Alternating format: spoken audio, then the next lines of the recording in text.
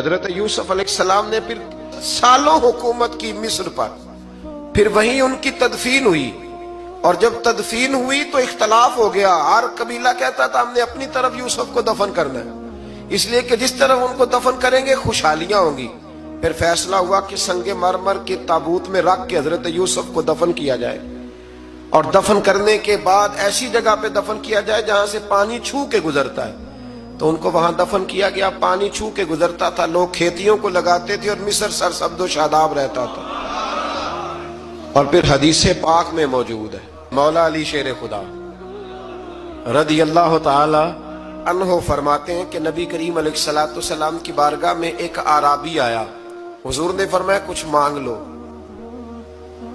اس دیہاتی سے حضور نے فرمایا ہے آج وہ مائل باتا، اور بھی کچھ مانگ لے۔ تو وہ کہنے لگا حضور آپ مجھے سواری کے لیے اونٹ دے دے۔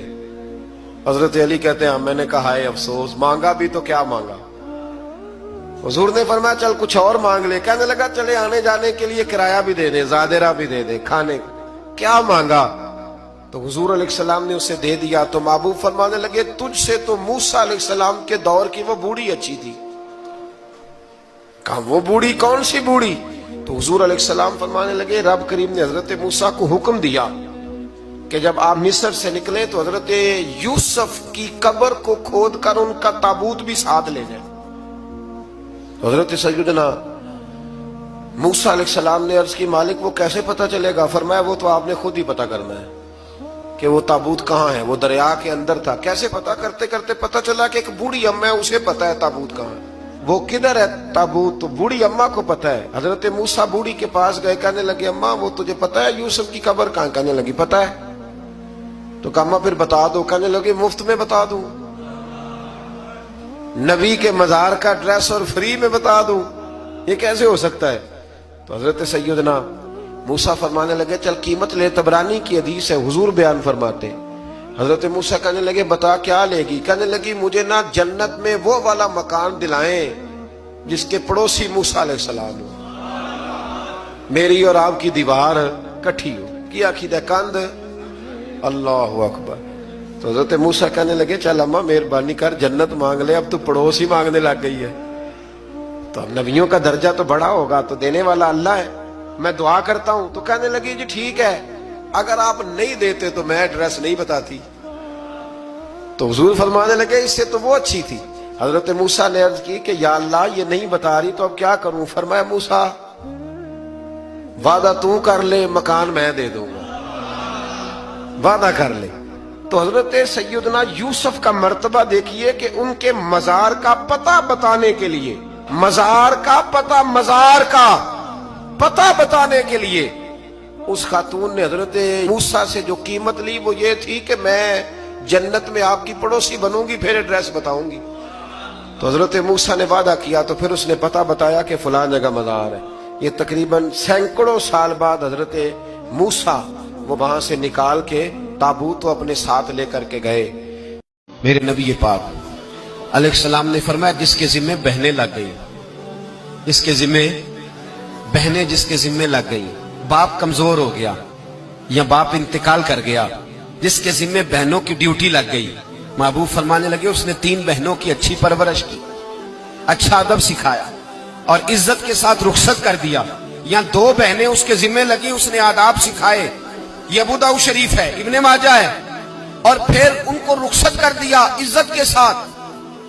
پھر ایک مقام پہ فرمایا چلو ایک بہن ہی اس کے ذمہ لگی تھی، اس نے ادب سکھائے، آداب سکھائے، عزت سے رخصت کیا۔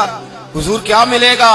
فرمایا باقی نیکیوں والوں کو ثواب ملے گا، جو بہنوں کا بوجھ اٹھائے گا، جس طرح میری 2 انگلیاں جڑی ہوئی ہیں اس طرح میرے ساتھ جڑ کے جنت میں داخل ہو جائے گا۔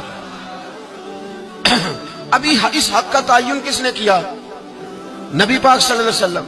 اب اگر کہیں یہ کہا جائے کہ بس بھائی صحیح ہو گیا، تمہارا کیا کام ہے، تمہاری کوئی ذمہ داری ہے، تم نے کوئی ٹھیکہ اٹھایا ہوا ہے، تم کوئی زیادہ سیانے ہو، تم کوئی زیادہ سمجھدار ہو، تو اسے کہا جائے گا ذرا ٹھہر جا، اس طرح کی بات نہ کر، یہ وہ حق ہے جو میرے مصطفیٰ نے بیان فرمایا ہے۔ جہاں بیوی کے حقوق بیان فرمائے وہاں میرے نبی پاک نے بہن کے حقوق بھی بیان فرمائے۔ دیکھیے نا جناب ام ہانی حضرت علی کی سگی ہمشیرہ تھی، نبی پاک صلی اللہ علیہ وسلم کی چچا زاد بہن تھی، پر اللہ کے رسول ہمیشہ انہیں تحفے بھیجا کرتے، ان سے محبت فرماتے، ان کے بچوں کے ساتھ پیار کرتے۔ فرمایا علی کی بہن نہیں، یہ میری بھی بہن ہے۔ کیا لوگوں کو تاریخ کی وہ بات یاد نہیں؟ آج میں نے دیکھا ہے بھائی کے پاس شاہ خرچیوں کے لیے بڑے پیسے ہوتے ہیں، بھائی کے پاس بڑا سرمایہ ہے، جب شاہ خرچیاں کرنی ہو، سال کے بعد 2-3 چکر کاغان نران کے بھی لگانے ہو تو اس کے پاس روپیہ ہے، پیسہ ہے، اور اگر اس کی اماں کہہ دے کہ بیٹا عید کا موقع ہے، کوئی پرانا جوڑا ہی اٹھا کے بہن کو دے آ، تو کہتا اماں حالات بڑے سخت ہیں، اب میں تمہیں کیا بتاؤں۔ ہمیں وہ بات یاد نہیں کہ نبی پاک کی رضائی بہن جناب شیمہ جب ان کے قافلے کے خلاف مسلمان لڑے، انہوں نے جنگ کی اور وہ قید ہو کے آئیں، تو حضرت ابو ہریرہ سے کہنے لگی جا کے مصطفیٰ کریم کو بتاؤ میں تمہاری بہن ہوں۔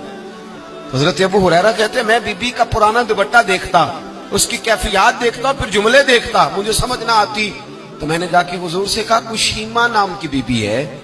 تو کہتے ہیں ابھی میں نے جملے بھی پورے ادا نہیں کیے، نبی پاک ممبر سے اٹھ کے کھڑے ہو گئے اور رسول پاک کی چادر مبارک ممبر پہ رہ گئی، محبوب اٹھ کے گئے اور پھر جناب شیمہ کو گھر لے گئے اور پھر فرمایا عائشہ کو بلاؤ، فاطمہ کو بلاؤ، سودا رفسہ کو بلاؤ، ان سب سے کہو آؤ دیکھو میری بہن میرے گھر میں آئی۔ یہ رشتوں کا احساس، یہ رشتوں کی کیفیات، یہ درد، یہ سوز، یہ حضور نے ہمیں تعین کر کے دیا، یہ نبی پاک علیہ السلام نے ہمیں بتا کر کے دیا ہے۔ حضور نے ڈھیروں تحفے دیے اور ایسی آفر کی جس کے لیے امت تڑپتی ہے، ترستی ہے۔ حضور نے فرمایا شیمہ اگر تو پسند کرے تو تیرے لیے مدینے میں مکان نہ بنا دوں، اگر تو کہے تو یہاں تیرے لیے مکان نہ بنا دوں جہاں 70,000 فرشتے روز سلامی دینے آتے۔